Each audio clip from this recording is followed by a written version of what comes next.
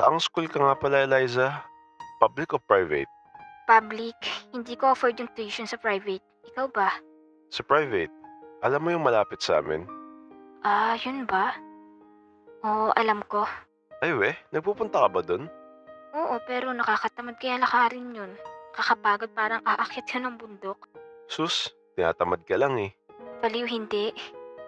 Kapag nilakad ko yun, aasmahin ako. Asthmatic girl kasi ako. May asma ka? Same pala kayo ni Papa. Oo. Anong gamit ng papa mo? Inhaler? Hindi, nebulizer. Same kami ng papa mo. Nakakatamad magpa-check up. Pero alam mo ba yan yung ikinamatay ni Papa? Nagulat ako sa sinabi niya at ilang minuto bago ako mag-reply.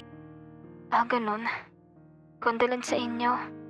Pero sana wag mo ko ipagdasal kay Lord na isunod ako May pangarap pa ako. Grabe ka na. By the way, tapos na ba online class nyo? Kanina pa. Ay halatang di nakinig Nga pala may gagawin lang pala ako na activity. Sige, take your time. Inumpisan ko na gumawa ng activity. Pero habang gumagawa ko, may narealize ako. Gusto ko ba siya? Hindi. Guni-guni ko lang to. Pero parang oo Nahulog na ako sa kanya. Ay, wag naman sana, Lord.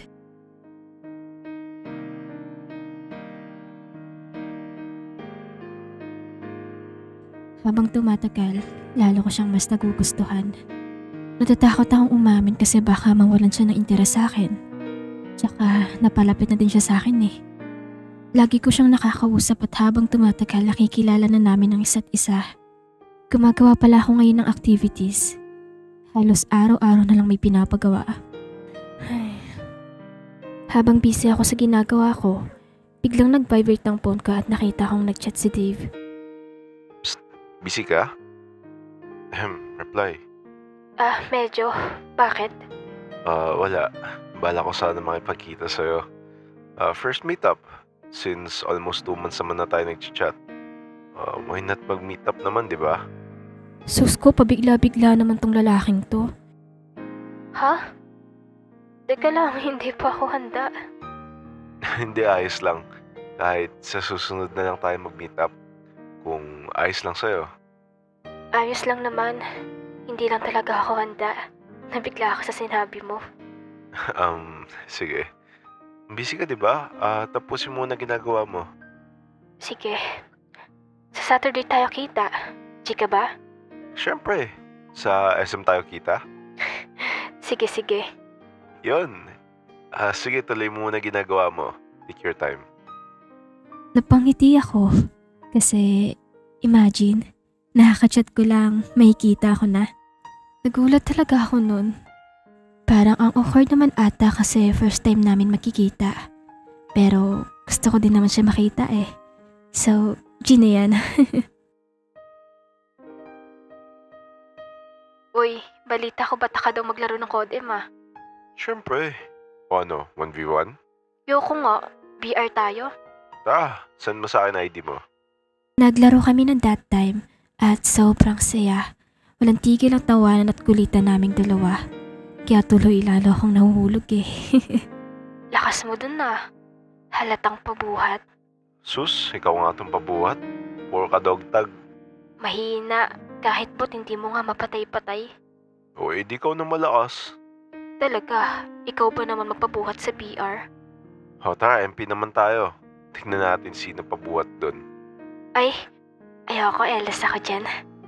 Wala pala to Mahina ka kasi.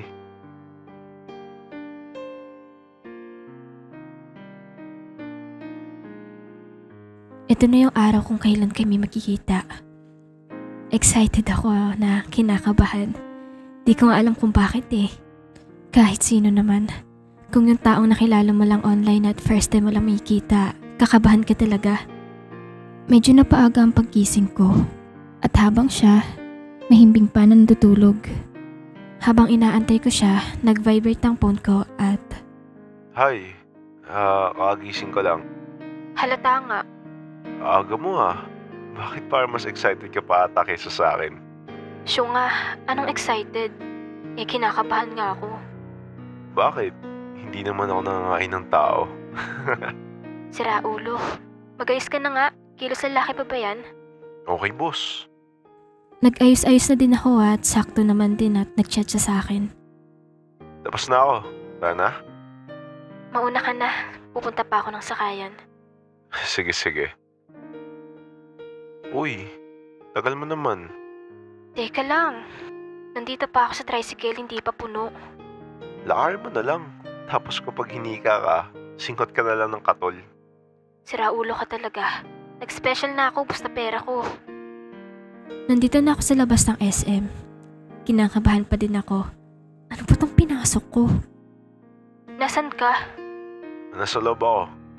Hoy, nasa labas ako. Mukha akong tanga na naghihintay sa wala. Ito na lalabas na. Nakapolo ako Sige, Nagtitingin-tingin pa ako sa paligid baka sakaling makita ko siya. At yun nga, may napansin akong nakapulong lalaki at sure akong siya na yun. Nang makalapit siya sa akin, nagkakailangan pa kami dalawa at sobrang awkward talaga dahil walang nagsasalita ni isa sa amin. Pero di rin nagtagal, nagsalita din siya. Uy, gusto mo ng buko juice? ayoko. Hihikain ako dyan. Singot ka katol kapag hinika ka. Kahit sa personal, nangiinis ka pa din Nakakainis ka na. Biro lang eh. Tara, bili tayo ng mga kain. Ikaw na lang, hintayin kita dito.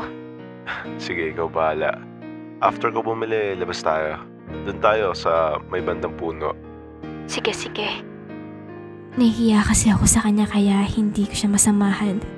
Ang awkward nga eh. Pero kahit awkward, nangiinis pa din siya. Tagal naman neto bumili ng pagkain. Kakainip kaya maghintay. Uy, nainip ka na ba? Oo, kanina pa. Katagal mong bumili. Haba ng pila sa counter eh. Tara na, punta na tayo doon. Uupo talaga tayo sa ilalim ng puno. Ayaw mo ba? Pwede namang sa iba. Hindi. Tara na. Nandito na kami sa may ilalim ng puno. Walang nagsasalita sa amin dalawa para kaming ewan. Nagugutom na ako pero kasi nasa kanya yung pagkain eh. Naiya akong hingiin sa kanya eh. Pero gutom na talaga ako kaya... Uy, baka gusto mong ilapag yung hawak mo. Bakit? Gutom ka na ba? Oo eh. Halata nga. Ito, Wala nga kami masyadong ginawa that time eh. Ganito pala pakiramdam pag first time mo lang mamit ang isang tao. Nang matapos kaming kumain, nagpaalam na akong umuwi na kasi may mga activity pa akong hindi nagagawa. Tsaka ayaw ko na din kasi tumambay dun kasi may trauma talaga ako sa ilalim ng puno. Sasakay ka ba? hindi na. Malapit lang naman kami dito. Sa bagay. Sige. Ingat na lang. Ingat ka din sa pag-uwi. Nagpahinga ako nun after naming magkita.